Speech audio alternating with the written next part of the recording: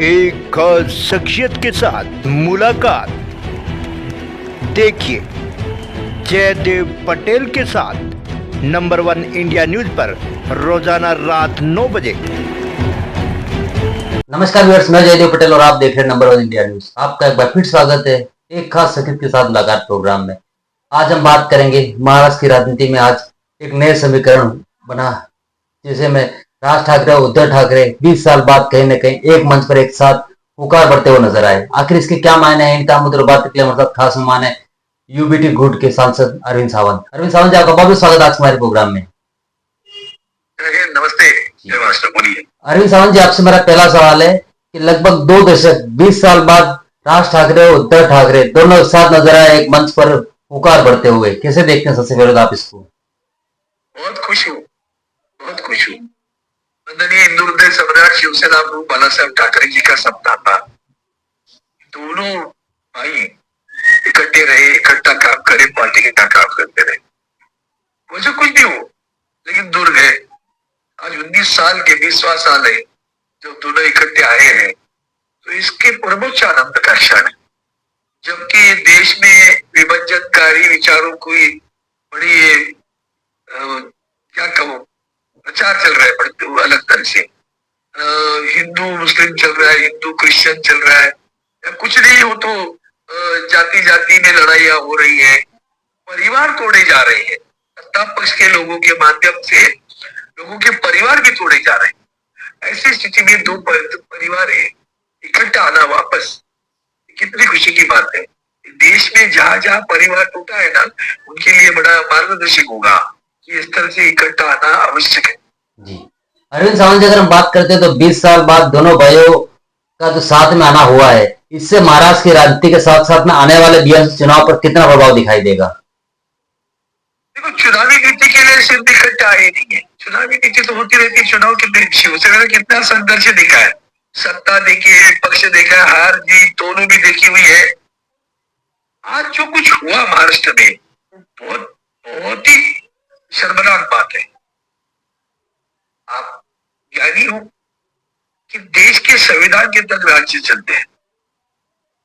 संविधान ने भाषा के अनुसार प्रांतों की रचना की। महाराष्ट्र निर्माण नहीं हुआ था, संघर्ष करना पड़ा। मुंबई राज्य था, गुजरात और मुंबई महाराष्ट्र मिलकर एक राज्य था। फिर मराठी भाषिकों का राज्य नहीं था, जबकि सभी भाषिकों के राज्य बन गए थे।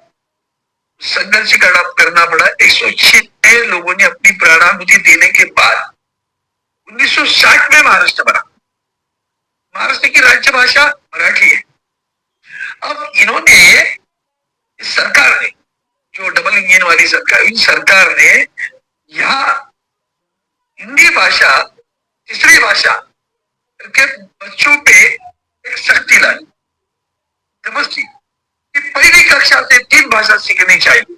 अरे भैया, हर एक को अपनी मातृभाषा में सीखना चाहिए।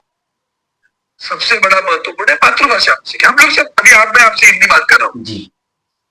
5वीं कक्षा से मुझे हिंदी शुरू हुआ। कुछ तकलीफ हो सकता है, मराठी हिंदी में वैसे भी बहुत अक्षरों में तो बहुत साम्य है जी। जबरदस्ती क्यों कर रहे हो? अब अगर 3 भाषा की तीसरी भाषा की जबरदस्ती है, तो हमारा सवाल है, उत्तर प्रदेश में तीसरी भाषा कौन सी है? मध्य प्रदेश में तीसरी भाषा कौन सी है? बिहार में तीसरी भाषा कौन सी है? झारखंड में कौन सी? राजस्थान में कौन सी? तीसरी भाषा कौन सी? यहाँ क्यों तीसरी भाषा? जबकि केंद्र सरकार की नीतियों में भी ऐसी जबरदस्ती नहीं है। ये जबरदस्ती किया इन्होंने, जीआर निकाला उसके ऊपर। पहले समझाया सरकार को, हम लोगों ने, सभी पार्टियों ने समझाया, ऐसे मत करो, कोई जरूरत नहीं है, नहीं समझी। बार बार अपना इधर से उधर से अनिवार्य है। फिर जाके उसकी रिएक्शन जब आई, तो राज ठाकरे साहब ने भी उसकी रिएक्शन दी, उद्धव साहब ठाकरे जी ने भी रिएक्शन दी। जुल्म जबरदस्ती नहीं चलेगी। अब हुआ है कि दोनों ने अपने अपने प्रोग्राम घोषित कर दी। तो राज साहब ठाकरे बोले, यार एक ही विषय के लिए 2 अलग प्रोग्राम अब इकट्ठे आए। बस यही एक चिंगारी थी, चिंगारी के कारण सभी इकट्ठे आ गए, और जो 20 साल सपना देख रहे थे वो सपना पूरा हुआ जी। अरविंद सावंत जी, अगर हम बात करते हैं तो महाराष्ट्र सरकार ने 3 लैंग्वेज पॉलिसी को तो वापस कर दिया, लेकिन इस बीच कहीं राज ठाकरे उद्धव ठाकरे के साथ आने के पीछे की जो प्रमुख वजह थी वो क्या वाकई में हिंदी भाषा का जो विवाद था वो था, या फिर कहीं ना कहीं अपने खोया हुआ जो अस्तित्व था राजनीति में महाराष्ट्र की, उसको वापस पाना था? इसमें खोया, हमारा अस्तित्व खोया है। अस्तित्व किस पर निर्भर करता है? चुनावी नीति पर। चुनाव में कितने विधायक आए, कितने पार्षद आए, उसके ऊपर अस्तित्व निर्भर करता। तो भारतीय जनता पार्टी का अस्तित्व क्या था जब 2 सांसद थे पूरे देश में? नंबर पर नहीं अस्तित्व करता, अस्तित्व विचारधारा पे करता है। कितने लोग इस विचारधारा से आज भी जुड़े हुए। आज आपने देखा, बाहर भी देखा, अंदर भी देखा, क्या था माहौल, कैसे माहौल था। अस्तित्व आंकड़ों पे नहीं जाना। उधर विधानसभा में कितना आंकड़े सब छूटे हैं, आप जानते हो कि पूरे कितने इल्जाम, उस विषय अलग विषय हो जाएगा। वो ईवीएम का लफड़ा है, कैसे चुन कर आए हैं। लोकसभा में हम ज्यादा चुन कर आते, 2 महीने के अंदर हम हार गए। क्या किया आपने गलत, तो 2 महीने के अंदर हार जाएंगे। सब झूठा है। अभी भी माननीय यहाँ के मुख्यमंत्री पर आरोप लगाए, कोर्ट में चाल रहे, उसका भी मसला, हमारा भी मसला कोर्ट में चाल रहे, सर्वोच्च न्यायालय तक चाल रहा है, उसका निर्णय नहीं आया। बात यह है कि महाराष्ट्र में राज्य भाषा मराठी। हाँ, सबसे बड़ी आप लोगों को, मतलब खास करके उत्तर भारत में जितने भी राज्य है, उनके लिए गर्व की बात कहूंगा कि मुंबई और महाराष्ट्र एक ही ऐसा राज्य है जो सभी को संभाल लेता है। कभी आपने देखा 50 साल में, 60 साल में कि किसी हिंदी भाषी कह करके किसी को मारा? कोई बंगाली मरता है किसी को मारा, कोई गुजराती बोलता है उसके लिए किसी को मारा? नहीं, अपनी अपनी भाषा में बोलते रहते, अपने भाई बहन मिलते, कौन कहता है? लेकिन जब आप अवमानित करोगे राज्य भाषा, तब प्रतिक्रिया है। तो प्रतिक्रिया उसलिए आई, एक तो सरकार की जुल्म जबरदस्ती और कुछ लोगों की घमंड वाली बात। जाओ, कुछ कर रहा है कर लो, हम नहीं बात करेंगे। अरे वाह, यही बात तमिलनाडु में जाके करो, फिर देखना तुम्हारी हालत क्या होगी। कन्नड़ में जाके करो, कर्नाटक में करो, तेलुगु देश में करो। ये मणिपुर में भी हिंदी नहीं बोलती, इतना ध्यान में रखना जी। थोड़ी आती है उनको। तो हर एक राज्य की अपनी भाषा है, उस भाषा का अभिमान होना, स्वाभिमान होना स्वाभाविक है।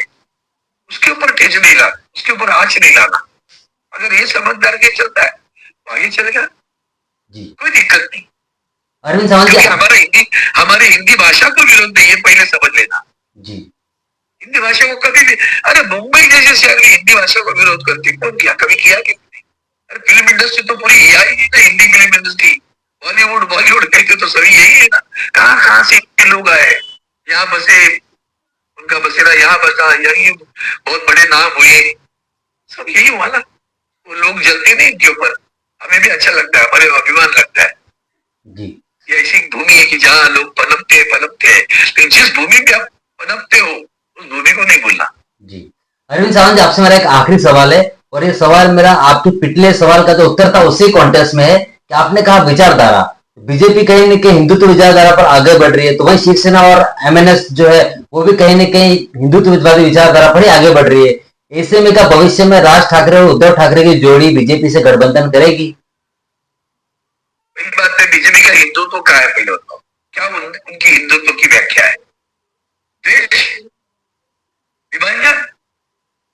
हमारे हिंदुत्व में द्वेष है क्या दूसरों का? भाई, इस देश में सभी धर्मों के लोग हैं, हिंदू है, मुस्लिम है, क्रिश्चियन है, जैन है, सिख है, कितने और छोटे मोटे धर्म है।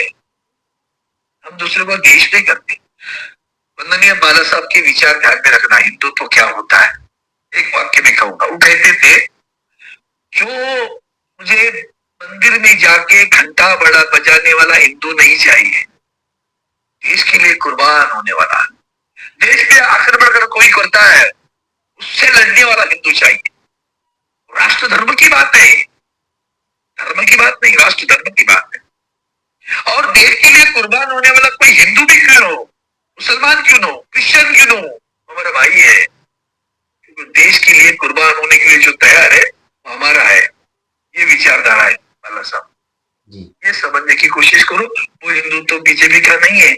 आदरणीय उद्धव जी का वाक्य आखिर में कह के समाप्त करता हूँ। वो कहते थे, मुंह में राम और हाथ को काम, ये हमारा हिंदुत्व है।